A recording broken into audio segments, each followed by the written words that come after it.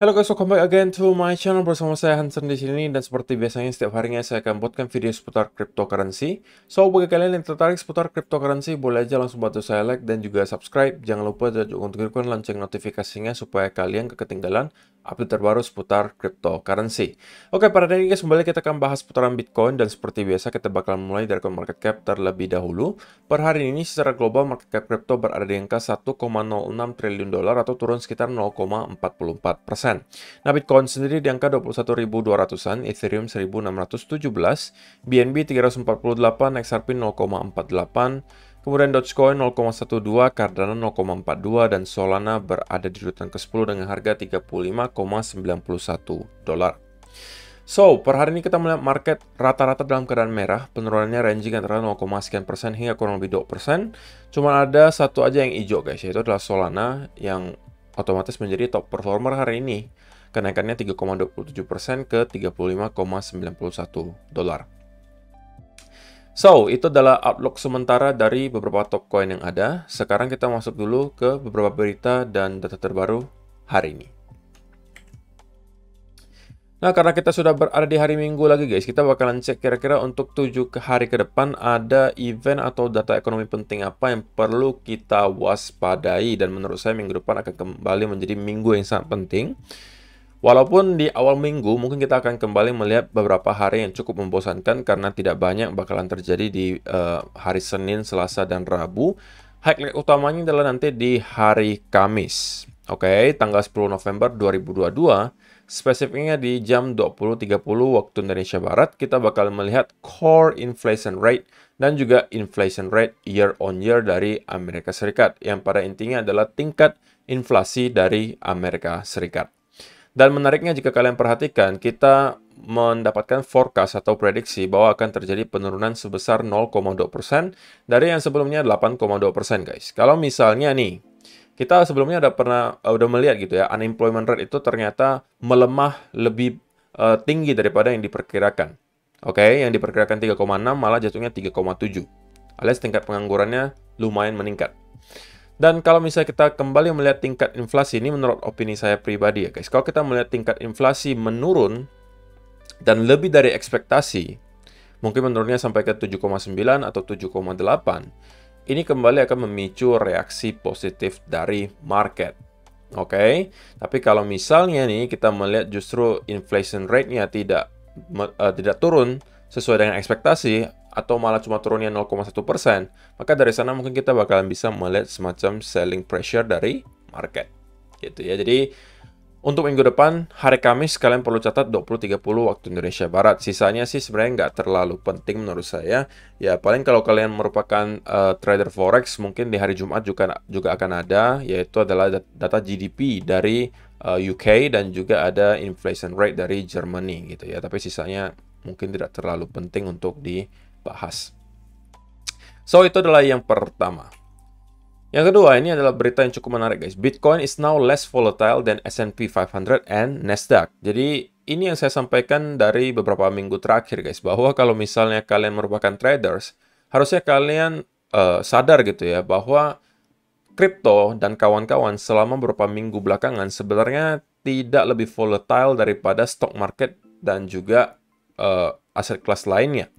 Justru mereka yang lebih tidak volatil. Nah, kalau di sini dispesifikkan dibandingkan dengan S&P 500 dan juga Nasdaq. Dan untuk pertama kalinya, kalau kalian perhatikan, ini adalah chart yang menunjukkan volatilitas gitu ya. Yang warna hijau ini Nasdaq, yang warna ungu S&P 500, yang warna hitam itu Bitcoin. Kita tidak pernah melihat selama dari tahun 2016 sampai sekarang, belum pernah kita melihat Bitcoin itu volatilitasnya lebih rendah dari kedua aset kelas ini, S&P 500 dan juga Nasdaq. Tetapi untuk pertama kalinya, kita melihat Bitcoin itu sedikit lebih kecil volatilitasnya dibandingkan S&P 500 dan juga Nasdaq. Jadi bisa kita bayangkan gitu ya, sekecil apa volume kripto belakangan ini sampai-sampai itu bisa terkalahkan volatilitasnya sama S&P 500 dan juga Nasdaq. Yang kalau misalnya kita lihat secara historis, itu tidak pernah terjadi sama sekali. Gitu ya. Dan kalau misalnya diperhatikan memang untuk beberapa bulan ke depan harusnya kita bakalan melihat volatilitas di kripto kembali naik harusnya ya, karena kita sudah cukup lama nih guys berada dalam keadaan sideways gitu ya.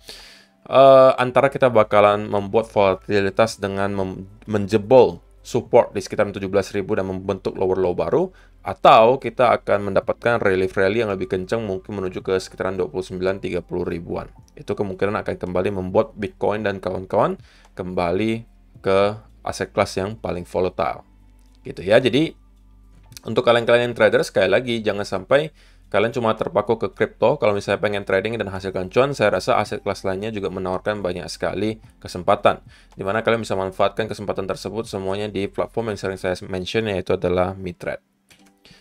Dan kemudian dari TechDev, udah jarang sekali ya kita bahas dari chart dari TechDev. Disampaikan di sini, 3 months ago I laid out 3 milestone I was watching to confirm the end of Bitcoin 1.5 year correction.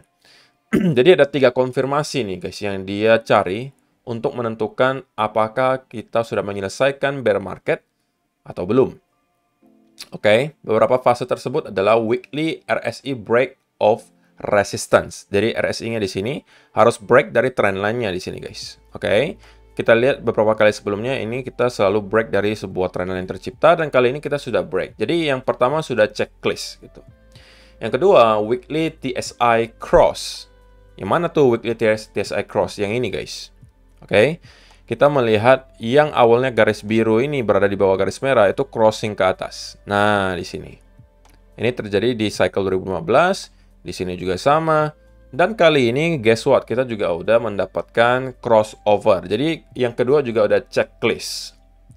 Nah, sisa yang ketiga menurut si TechDev yang belum, yaitu adalah close above 50 plus 100 week EMAs. Yaitu kalau misalnya kita lihat sekarang, mungkin berada kurang lebih sekitaran area 28 sampai 29.000.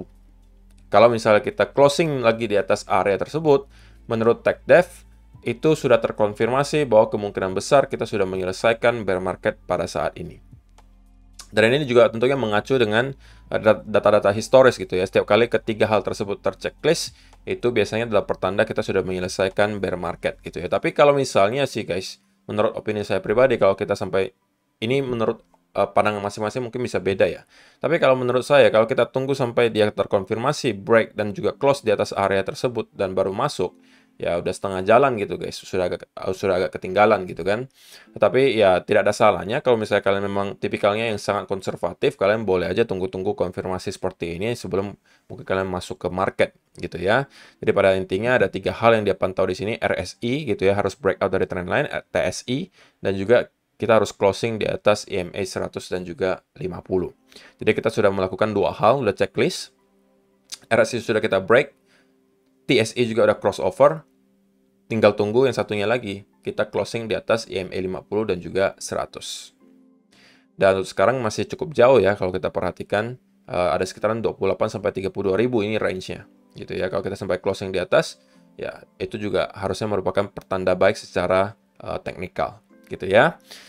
Jadi itu adalah beberapa data dan berita hari ini guys. Sebelum kita masuk ke chart, sekali lagi untuk kalian yang masih mencari exchange untuk diversifikasi aset, mungkin Bybit bisa kalian jadikan salah satu yang di-consider. Kenapa di Bybit? Karena di Bybit kalian bisa temukan semua fitur yang kalian perlukan untuk dunia kripto. Kalian bisa trading NFT, kalian bisa melakukan trading spot, futures, kalian juga bisa staking fleksibel. Kalian juga bisa ikutan launchpad-nya, launch pool, buy vote, semuanya ada di sini. Jadi kalau misalnya kalian tertarik, bisa aja langsung kalian klik link yang ada di kolom description box di bawah untuk mendaftar. Kalau misalnya kalian mendaftar dengan link tersebut, kalian berkesempatan menangkan reward hingga 60-an juta rupiah. Terlebih lagi mereka lagi ngadakan event di mana kalau kalian trading di spot itu nggak perlu bayar fee. Oke, so sekarang kita langsung masuk ke chart guys. Dan saya pengen mulai dari chartnya US Dollar Index terlebih dahulu.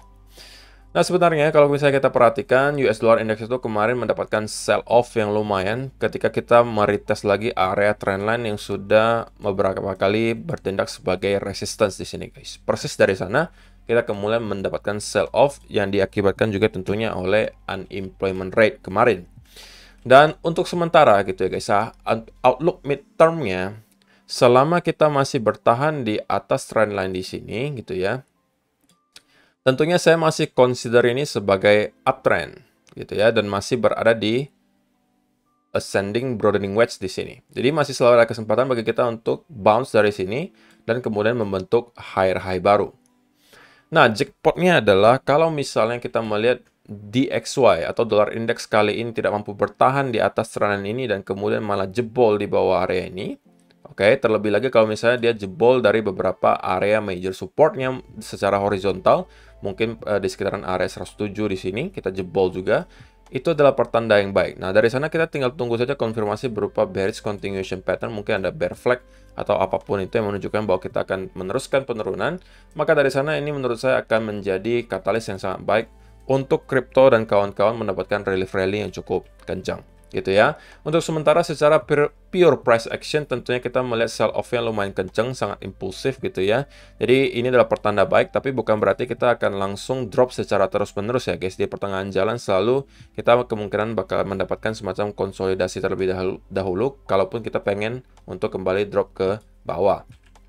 Jadi untuk sementara gitu ya, di awal minggu nanti saya expect untuk DXY atau dollar index itu akan start untuk mungkin terkoreksi ke atas terlebih dahulu. Dari sini koreksinya kita akan lihat dan itu akan menentukan probability pergerakan berikutnya guys. Kalau ternyata kenaikannya itu berupa pergerakan yang korektif seperti ini, oke, dan kemudian mungkin nge-retest lagi ke beberapa area major resistance, mungkin di sekitaran area 111 di sini dan kemudian terreject dan kita break dari trendline. Nah, ini adalah pertanda yang sangat baik dan kemungkinan kita bakalan nge-retest at least ke sekitaran area low terakhir di sini atau bahkan bisa langsung ke sekitaran area trendline-nya. Oke, dan kalau misalnya ini yang terjadi, tentunya ini akan membuat stock market dan juga kripto harusnya juga akan kembali mendapatkan semacam rally ke atas. Jadi itu adalah sedikit update untuk dollar index. Nah, untuk Bitcoin sendiri, kemarin kita ada sempat bahas sekilas gitu ya, bahwa saya melihat memang adanya indikasi pelemahan sedikit untuk momentum bullish-nya. Kenapa? Karena adanya bearish divergence yang tercipta di sini, di mana kita membentuk dua higher high, tapi di indikator kita jelas-jelas itu tidak sempat membentuk higher high, justru secara konsisten membentuk lower high. Gitu ya, jadi secara momentum memang ditunjukkan ada pelemahan. Dan itu menyebabkan saya sampaikan semalam bahwa saya expect akan terjadi semacam koreksi, walaupun saya expect sebenarnya kemarin kita merangkak dulu ke sekitaran 21.600 sebelum pada akhirnya kita terkoreksi seperti ini. Tapi kita tidak nyampe ke sana dan sekarang kita sudah terkoreksi gitu ya. Dan juga untuk hari ini volume terlihat cukup kecil guys. Jadi untuk teman-teman yang pengen trade gitu ya, pastikan kalian harus aware bahwa setiap hari Minggu ketika liquidity lagi low banget, itu rawan akan manipulasi gitu ya. Kalaupun kita breakout katakanlah dan kalian misalnya nekat untuk melakukan long, untuk mungkin scalping long misalnya, karena ya di sini kita berpotensi membentuk bull flag guys. Oke, potensi bull flag memang. Ketika kita breakout, kalau misalnya memang kalian nekat untuk masuk, pastikan terapkan risk management yang ketat. Sekali lagi, ketika di hari Minggu, itu rawan akan ada manipulasi yang terjadi. Jadi kalau misalnya kalian mau masuk pun ke market, pastikan kalian sudah siap dengan segala resiko yang ada. Tentunya ini ada invalidasinya guys. Kalau misalnya kita ternyata malah breakdown dari sini, ya tentunya bullish flag-nya itu terinvalidasi gitu ya. Tapi kalau misalnya kita terus-menerus turun tapi tidak break dari trend line, misalnya katakanlah seperti ini ya. Kita naik, kemudian bounce lagi ke bawah, naik lagi, bounce lagi ke bawah. Ya ini kita masih tetap aja berada dalam bull flag selama kita bertahan di trend line-nya di sini. Oke, ini masih tetap kita consider sebagai bull flag. Terinvalidasinya adalah kalau kita sudah breakdown dari sana dan kemudian terkonsolidasi.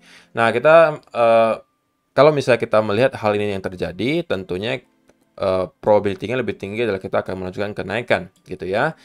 Tapi kalau kita breakdown dan terinvalidasi di sini, maka kita atau saya pribadi bisa expect akan terjadi koreksi yang lebih dalam. Sampai mana koreksinya? Mungkin kita bisa bantu dengan Fibonacci retracement. Di sini ada beberapa area yang perlu kita perhatikan. Pertama 0,382-nya di sekitaran area 21.000. Kenapa di 21.000? Selain di sini merupakan Fibon 0,382. Kalau kalian lihat ke sebelah kirinya, maka ini adalah struktur high terakhir yang menjadi area resistance. Oke. Setelah ini, menurut saya area sekitaran 0,5 ini juga sangat krusial. Kenapa di sini? Kalau kalian perhatikan di sini juga merupakan area resistance yang sangat kuat. Jadi ini adalah kedua area yang saya expect bakalan menjadi support apabila kita menginvalidasi bull flag-nya di sini. Oke, kalau sampai kedua area ini dijebol, bagi saya pribadi gitu ya, kalau saya tidak akan lagi mencari setup untuk long. Karena kemungkinan besar kalau kita sudah jebol lagi ke area di sini, itu yang terjadi semuanya di sini adalah sebuah fake out. Oke, jadi area terakhir yang saya pengen lihat dipertahankan oleh Bitcoin adalah sekitaran 20.800 sampai 700. Kalau kita jebol lagi di bawah area ini, oke, apalagi dengan pergerakan yang cukup impulsif ke bawah, saya justru akan kemungkinan mencari peluang untuk short, gitu ya, bukan lagi long. Karena berarti kemungkinan yang terjadi di sini semuanya hanya fake out dan kita kemudian hanya dipancing untuk membeli dan kita malah dibanting lagi ke bawah. Jadi itu adalah beberapa indikasi yang sedang saya lihat. Untuk sementara tentunya secara pure price action sekali lagi kita berpotensi membentuk bull flag. Ketika kita breakout tentunya kita minimal akan mungkin menjemput ke sekitaran area 21.400-an. Oke, kalau kita mampu break lagi di atas area tersebut, maka next targetnya seperti yang udah kita bahas juga beberapa hari sebelumnya, yaitu adalah di sekitaran 21.600 sampai 21.700. Itu adalah next area target resistance-nya. Kalau ini mampu jebol lagi, next-nya adalah di sekitaran 22.600 sampai 500-an. Itu adalah next target untuk kalau misalnya kalian yang long. Gitu ya. Jadi itu aja sih yang perlu saya sampaikan untuk video hari ini guys. Terima kasih yang sudah menonton sampai selesai. Semoga bermanfaat video hari ini dan kita bakalan ketemu lagi di video yang berikutnya. Bye-bye.